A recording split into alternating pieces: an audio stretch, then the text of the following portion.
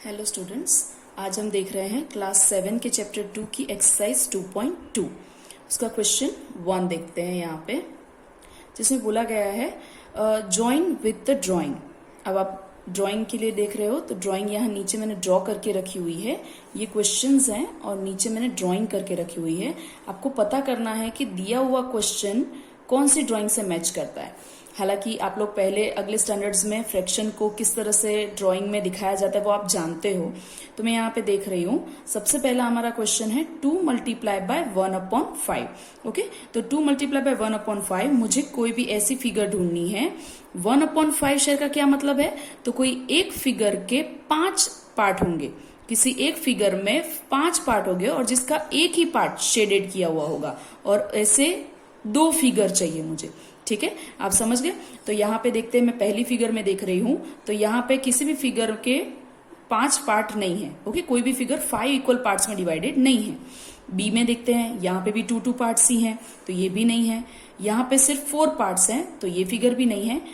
सिर्फ ये फिगर ऐसी है जिसके अंदर 5 पार्ट्स हैं। सी, आप देख सकते हो 5 पार्ट्स हैं, उसके अंदर हमें 1 पार्ट शेडिंग करना था। तो हाँ, दोनों ही फिगर में 5 पार्ट का कोई भी एक पार्ट शेडेड है। ओके, और ऐसी हमें कितनी फिगर चाहिए, मल्टीप्लाई बाय 2। तो ऐसी हमें 2 फिगर्स चाहिए। तो हम समझ गए कि कौन सी फिगर, 2 फिगर ही है ये। तो फिगर 2 उसका आंसर। तो इसके साथ मैं मैचिंग में क्या लिखूंगी, फिगर डी। ओके, इसकी फिगर डी आ जाएगी। अब सेकंड है 2 मल्टीप्लाई बाय 1/2। तो 1/2 पार्ट शेडेड हो ऐसी 2 फिगर चाहिए। 1/2 पार्ट शेडेड का क्या मतलब है कि जो भी फिगर होगी वो 2 पार्ट में डिवाइडेड होगी और उसमें एक ही पार्ट शेडिंग होगा। 2 पार्ट वाली फिगर हमारी बी है, आपको दिख रही है, जिसमें 2 पार्ट्स हैं और उसमें एक ही पार्ट शेडिंग किया हुआ है, और ऊपर से ऐसी हमें 2 फिगर चाहिए थी और ये 2 ही है। ठीक है, तो इसका आंसर हो जाएगा फिगर बी। थर्ड नंबर में है 2/3 पार्ट, मतलब कि टोटल पार्ट 3 होने चाहिए फिगर में और उसके 2 पार्ट शेडेड होने चाहिए। तो 3 पार्ट वाली फिगर्स पहले तो देख लेते हैं। तो 3 पार्ट वाली फिगर सिर्फ ए ही है। ओके, इसी के अंदर खाली हर एक फिगर के 3-3 पार्ट है। ओके, और उसके अंदर से 2 पार्ट शेडिंग किए हुए हैं, और ऐसे हमें 3 फिगर्स चाहिए और ये 3 ही है। तो हमें पता चल जाएगा कि इसके अंदर आएगा आंसर फिगर ए।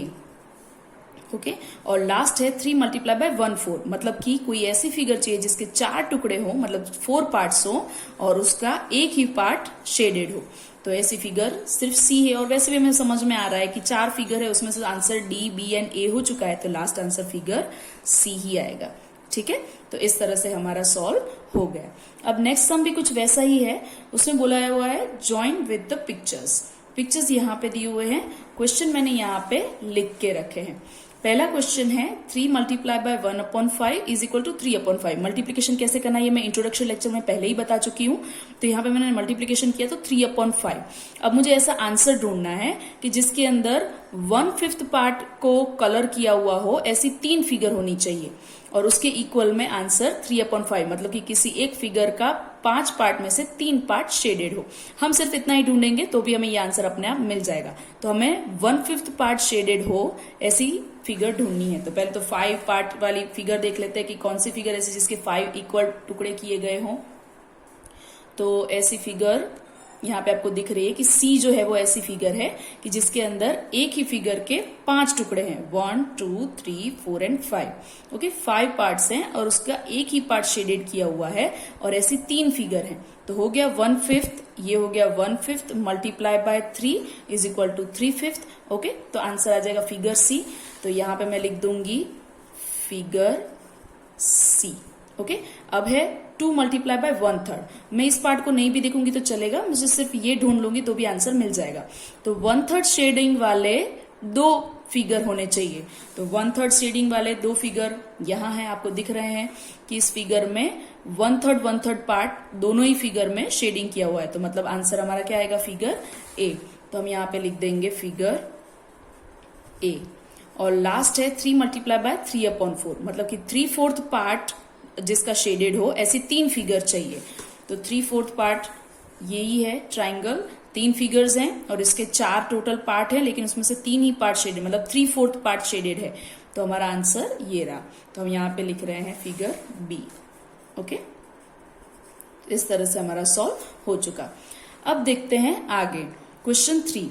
क्वेश्चन 3 बोला है multiply and reduce to the lowest form and convert into mixed fraction. मतलब हमें मल्टीप्लीकेशन करना है, जो आंसर है उसको लोएस्ट फॉर्म में भी कन्वर्ट करना है एंड हमें कन्वर्ट करना है मिक्स्ड फ्रैक्शन में भी। ठीक है, पहला क्वेश्चन है 7 मल्टीप्लाई बाय 3/5। मैंने पहले ही इंट्रोडक्शन लेक्चर में सिखा चुकी हूँ कि मल्टीप्लिकेशन किस तरह से करना होता है। क्योंकि 7 होल नंबर है तो हम उसके नीचे 1 रख देंगे तो वो भी फ्रैक्शन में कन्वर्ट हो जाएगा, जिसकी वजह से हम न्यूमरेटर और डिनोमिनेटर का मल्टीप्लिकेशन आसानी से कर पाएंगे। तो मैं यहाँ पे कर रही हूँ 7 multiply by 3 and 1 multiply by 5। 7 3s are 21 and 1 5s are 5। लेकिन आपको दिख रहा है कि यहाँ पे ये जो नंबर है वो, तो यहाँ पे 21/5 को हमें मिक्स नंबर में कन्वर्ट करना होगा, क्योंकि ये इम्प्रॉपर फ्रैक्शन है, क्योंकि उसका न्यूमरेटर बड़ा है डिनोमिनेटर छोटा है, तो ये इम्प्रॉपर है, तो मुझे इसे मिक्स में कन्वर्ट करना होगा। तो अब मिक्स में कन्वर्ट करना किस तरह से करते हैं ये आप लोग पहले ही इंट्रोडक्शन लेक्चर में सीख चुके हो। फिर भी अगर आपको नहीं आ रहा है तो मैं एक बार यहाँ पे समझा रही हूँ कि आपको यहाँ पे डिवीजन करना होता है, न्यूमरेटर को अंदर, डिनोमिनेटर एज अ डिवाइजर आपको रखना है। देन आप डिवीजन करोगे तो 5 4s are 20, जिसका रिमाइंडर 1 बच जाएगा, आपको पता है। तो आप क्या करोगे, यहाँ पे जो आंसर है, मतलब कि हमारा क्वेश्चन जो है उसे होल नंबर के तौर पे रखना है। ठीक है, जो हमारा रिमाइंडर है वो सबसे ऊपर यानी कि एज अ न्यूमरेटर रखना है, और डिनोमिनेटर तो सेम ही हमें कॉपी कर लेना है। ठीक है, इस तरह से हम कन्वर्ट कर सकते हैं। अब सेकेंड वाला देखते हैं। ये एक्चुअली रफ काम है, आपको रफ वर्क में, रफ नोटबुक में करना है। ठीक है, अब आगे देखते हैं। 2 मल्टीप्लाई बाय 6/7, सेम ही सम है तो 2 के नीचे मैं 1 रख दूंगी। न्यूमरेटर का मल्टीप्लिकेशन 2 6s are 12 और डिनोमिनेटर का मल्टीप्लिकेशन 7 1s are 7। लेकिन यहाँ पे भी इम्प्रॉपर फ्रैक्शन है तो मैं पहले से मिक्स में कन्वर्ट करूंगी। अब मैं मेथड नहीं दिखा रही हूँ, डायरेक्ट कन्वर्ट कर रही हूँ।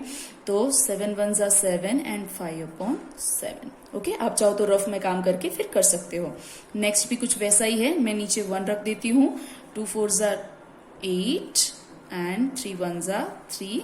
ये भी इम्प्रॉपर फ्रैक्शन है तो मैं यहाँ पे कर दूंगी उससे मिक्स में कन्वर्ट।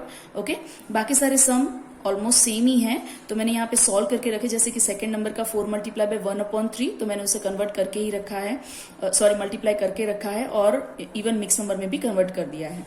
फोर्थ में भी कुछ वैसा ही है तो बाकी सारे सम मैंने सॉल्व करके रखे हैं। 6 नंबर का सम मैं यहाँ पे समझा रही हूँ। 5/2 मल्टीप्लाई बाय 6, यहाँ पे नीचे 1 एज इट इज रख देंगे, लेकिन यहाँ पे 2 और 6 यानी कि कोई एक डिनोमिनेटर और न्यूमरेटर, अगर इन दोनों में से किसी भी एक टेबल में दूसरा नंबर आता है, जैसे कि यहाँ पे 2 के टेबल में 6 आता है तो आप जानते हो कि आप कट कर सकते हो। ठीक है, तो मैं यहाँ पे 2 एंड 6 को कट कर रही हूँ। 2 3s are 6 होता है तो यहाँ पे मैं डायरेक्ट अब किसका मल्टीप्लिकेशन करूंगी, 5 एंड 3 का, एंड देन नीचे कुछ भी नहीं है तो 1 एंड 1 का। ओके, तो मेरा आंसर आ जाएगा 5 3s are 15/1। तो मैं इसे अकेला आंसर 15 भी लिख सकती हूँ। ओके, सीधा आंसर। सेम ये क्वेश्चन में भी कुछ वैसा ही है, मैं दिखा रही हूं आपको। यहां पे भी 20 के नीचे 1 रख रही हूं, लेकिन 5 के टेबल में 20 आता है तो मैं 5 से 20 को कट करूंगी। 5 4s are 20। ओके, अब ऊपर बचा 4 4s are 16 और नीचे बन जाता है 1 1s are 1, लेकिन मैं वो ना भी रखूं तो चलता है। ठीक है, ये इस तरह से सॉल्व हो गया। अब लास्ट है 15 मल्टीप्लाई बाय 3/5, तो इसमें भी ऐसा ही है। नीचे मैं 1 रख रही हूँ, 5 से 15 कट रहा है तो 5 3s are 15, ऊपर हो गया 3 3s are 9 और नीचे 1 में नहीं भी लिखती हूँ तो चलता है। डिनोमिनेटर में अगर अकेला 1 है तो आप ना भी लिखो तो चलता है। तो इस तरह से सारे सम मैंने सॉल्व कर दिए हैं। ठीक है, जो सम मैंने सिर्फ सॉल्व करके रखे हैं, समझाए नहीं, वो आपको खुद ट्राई करने हैं। ठीक है, अब देखते हैं क्वेश्चन 4 जिसमें बोला हुआ है शेड। हमें शेडिंग करना है, फिगर हमें दी हुई है और हमें कितने पार्ट में शेडिंग करना है वो यहाँ पे लिखा हुआ है। कहा गया है फर्स्ट में कि 1/2 of the circles in the box, मतलब कि बॉक्स के अंदर जितने सर्कल है उसके हाफ सर्कल को आपको कलर करना है।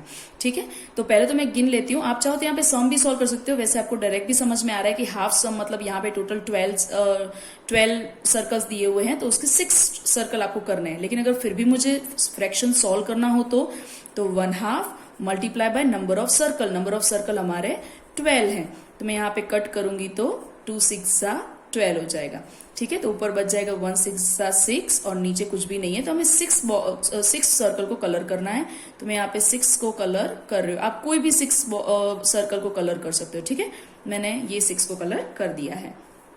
अब देखते हैं नेक्स्ट, उसमें भी कुछ वैसा ही है। 2/3 of the triangles in the box, तो मैं यहाँ पे 2/3 ऑफ मतलब मैथ्स में मल्टीप्लीकेशन होता है तो मैं मल्टीप्लाई कर दूंगी, और नंबर ऑफ ट्राइंगल्स कितने हैं 9, पर आपको पता है यहाँ पे कट रहा है 3 3 जा 9, ओके, तो 2 3 जा 6 ट्राइंगल्स को आपको कलर करना पड़ेगा, तो यहाँ पे आपको कितना 6 ट्राइंगल को कलर करना है, ठीक है, तो मैंने यहाँ पे 6 ट्राइंगल को कलर कर दिया है। सेम वैसे ही लास्ट है 3/5 of squares in the box, तो 3/5 ऑफ मतलब मल्टीप्लीकेशन एंड स्क्वायर्स कितने हैं, तो टोटल आपको दिख रहे हैं यहाँ पे 15 स्क्वायर्स हैं, मैं यहाँ पे कट कर रही हूँ, तो ये 3 जा देन 3 3 जा 9, तो मुझे 9 स्क्वायर्स को कलर करना है, ठीक है। आप कोई भी 9 स्क्वायर्स को कलर कर सकते हो, देखो जैसे मैं इस तरह से आड़ा टेढ़ा कर रही हूँ, आप प्रॉपरली शेडिंग करना, मैं यहाँ पे थोड़ा सा रफ में कर रही हूँ, ठीक है, तो इस तरह से मेरा काम हो जाएगा। अब आगे की एक्सरसाइज हम नेक्स्ट वीडियो में देखते हैं। Thank you.